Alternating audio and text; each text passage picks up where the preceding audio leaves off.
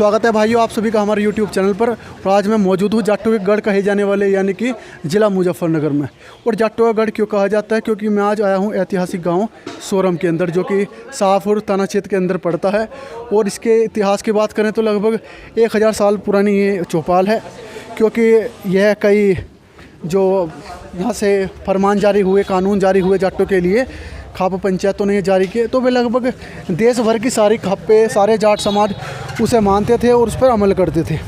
मुगलों तक ने खाप पंचायतों से मतलब सहायता मांगी। खाप पंचायतों की अलग सेना होती थी। अपने आप में सोरम गांव काफ़ी ऐतिहासिक है। आप मेरे पीछे ये बिल्डिंग देख सकते हैं। और हमारे साथ हैं भाई अमित जी, जो कि यहाँ के गांव सोरम के बारे में, इतिहास के बारे में इनके जानकारी देंगे और चबूतरे के बारे में जानकारी देंगे।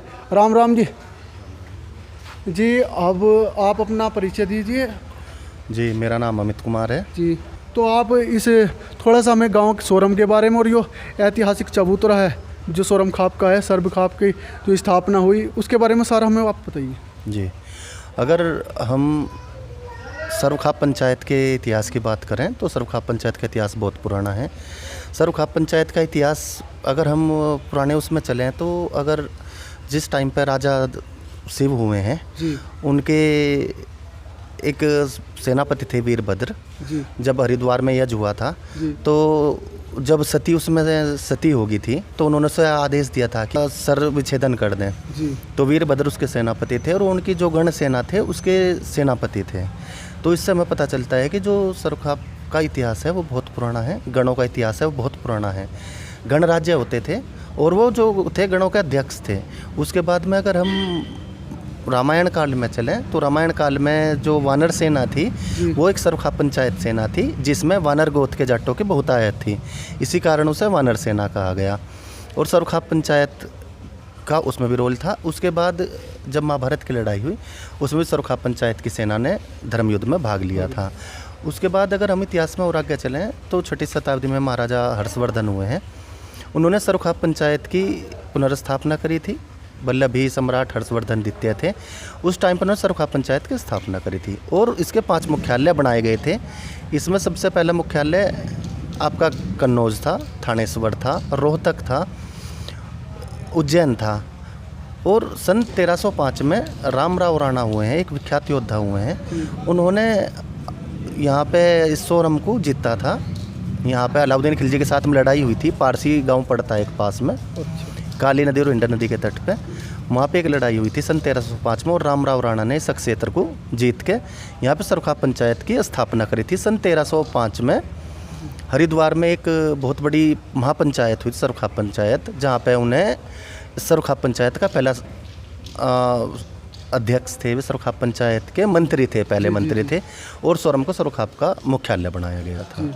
जी, तो अब मेरे ख्याल में बाबा कबूल सिंह इनके ज़्यादातर सबसे मतलब कार्यकाल रहा बाबा कबूल सिंह का रहा है यहाँ पर, जो मंत्री बने हुए थे खाप के। जी, अगर हम उनसे बात करें कि कबूल सिंह मंत्री जी की बात करें, वो इसके 28वें मंत्री थे, 27वें मंत्री थे। उनसे पहले 27 मंत्री और हुए हैं। वो भी अपने टाइम में बहुत ही मतलब बुद्धिमान और बहादुर हुए हैं। उनके अलग अलग किस्से हैं। अगर हम इतिहास में पीछे चलेंगे तो अकबर के टाइम में चौधरी पच्चुमल हुए हैं। उनके टाइम नाम से शाही फरमान भी जारी हुए हैं। चौधरी सोलाल हुए हैं, वो भी सर्वखाप पंचायत के मंत्री थे। जो 1761 की मराठों की लड़ाई थी वो उसमें सेनापति थे। तो अलग अलग टाइम पर बहुत बड़े बड़े जो योद्धा भी हुए हैं और एक तरीके से बुद्धिमान भी हुए हैं। पर अगर हम इतिहास की बात करें, जो इतिहास संजोड़ने का सबसे ज़्यादा काम किया है वो चौधरी कबूल सिंह जी ने किया है। इसलिए ज़्यादातर चौधरी कबूल सिंह जी का नाम सबसे मुख्य रूप से हम लेते हैं इतिहास को संकलित करने के लिए। जी, तो मैंने सुना एक बार जो बाबर ने खुश होकर यहाँ पर कुछ ऐसा कानून सा पास किया था, सोरम के लिए कुछ रुपए दान करते, कुछ ऐसे मामला था। जी, सन 1526-28 के आसपास वो सोरम गांव में आए थे और सोरम गांव में आके उन्होंने ये कहा था कि मैं सोरम गांव में आया हूँ। मैंने सुना है कि जो सोरम गांव के में बहुत बुद्धिमान लोग हैं, जो इनके बहुत बड़े बड़े पंच हैं, जो निष्पक्ष रूप से फैसला देते हैं। और मुझे मेरे बुजुर्गों ने बताया है कि जो भी बुजुर्ग हैं उनका, वो जो भी ज्ञानवान लोग हैं उनका सम्मान करना चाहिए, चाहे वो किसी भी बिरादरी के हों।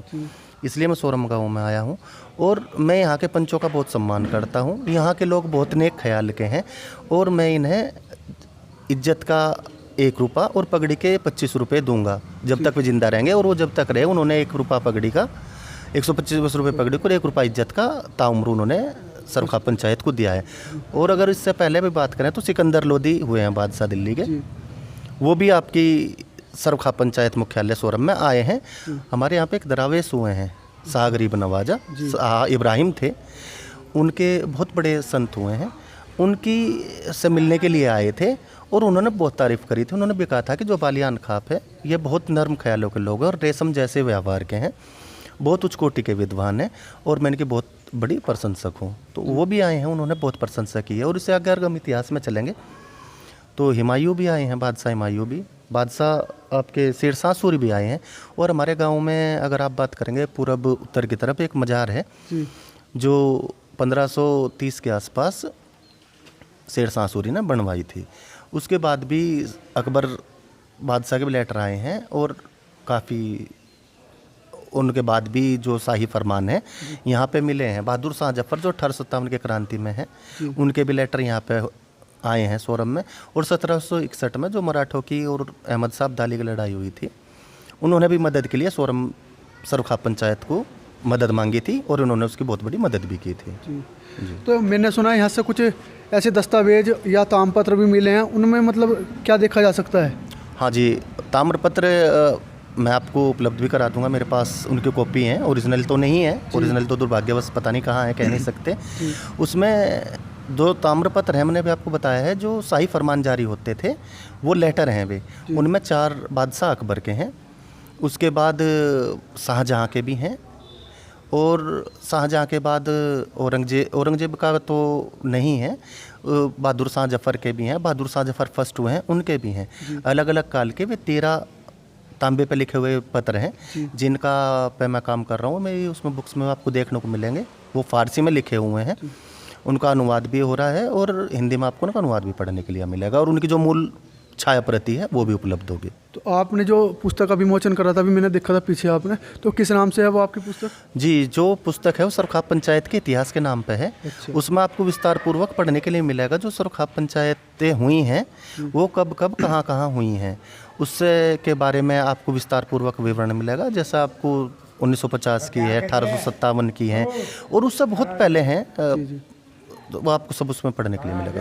तो जैसे कुछ भाई हैं जैसे इसके इच्छुक हैं इतिहास के बारे में जानने के लिए, तो जैसे आपकी पुस्तक में उसका सारा ब्यौरा लिखा हुआ है, तो आपकी पुस्तक कहाँ से प्राप्त कर सकते हैं?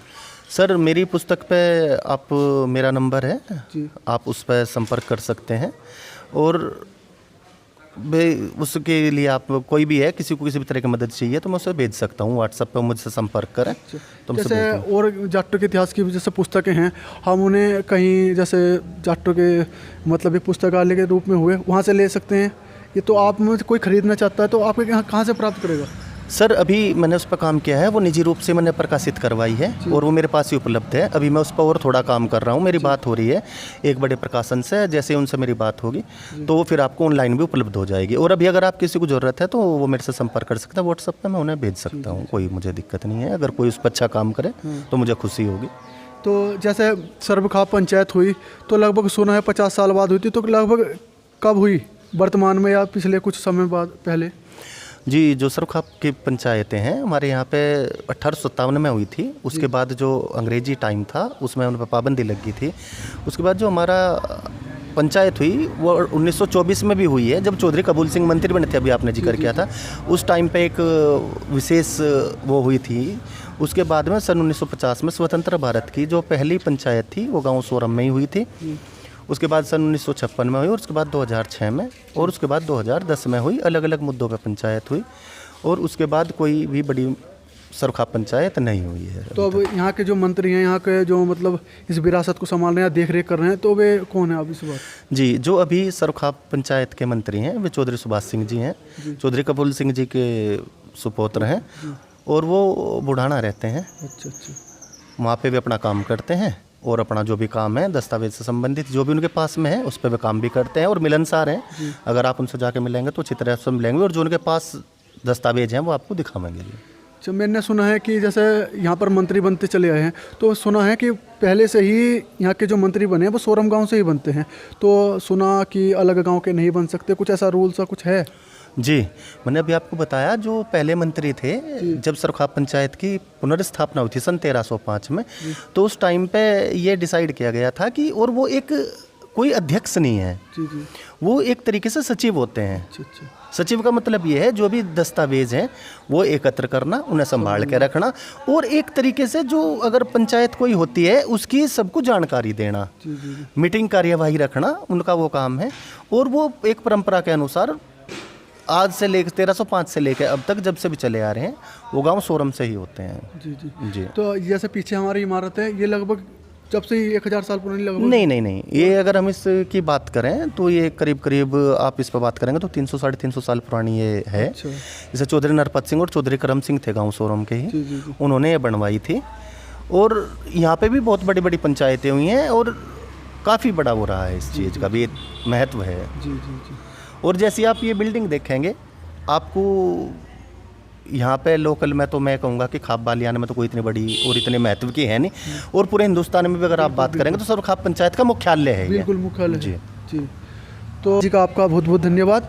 तो आप देख सकते हैं ये ऐतिहासिक चबूतरा जो है अपने आप में प्राचीन काल से ही एक अलग पहचान रखता है, और जाट समाज का जो यहाँ से सर्वखाप जो भी एक नियम कानून पेश करती थी, उसे सर्व समाज और जाट बिरादरी उस पर अमल करता था और मानते थे, जो भी यहाँ से कानून पास होते थे।